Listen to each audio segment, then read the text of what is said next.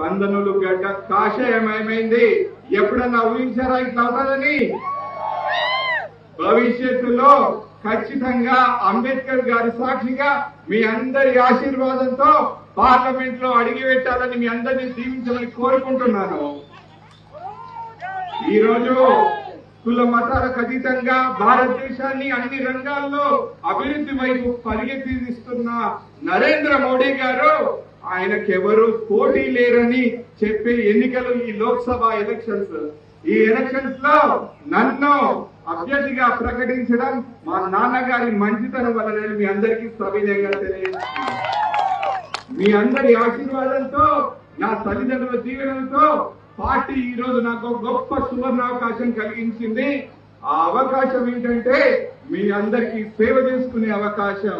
ఇటువంటి అవకాశాన్ని సద్వినియోగపరచుకోవడానికి ఎండనకుండా మీ ఇంట్లో నుంచి బయలుదేరిన ప్రతి ఒక్కరికి పేరు పేరు నా పాదాభివందనం చేస్తున్నాను.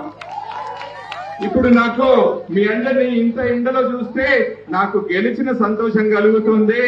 దానికి అంతటికీ మీరే కారణం. రేపు పొద్దున నరేంద్ర మోడీ గారు 3వసారి ప్రధానమంత్రి అయ్యేది మీ అందరి వలనే. ఈ రోజు ఎలక్షన్స్ ఇంకా 17 రోజులే మిగిలింది. కిషన్ రెడ్డి గారు ఎప్పుడు చెప్తాడు ప్రజల్లోనే ఉండు, ఎక్కడికి వెళ్ళకని.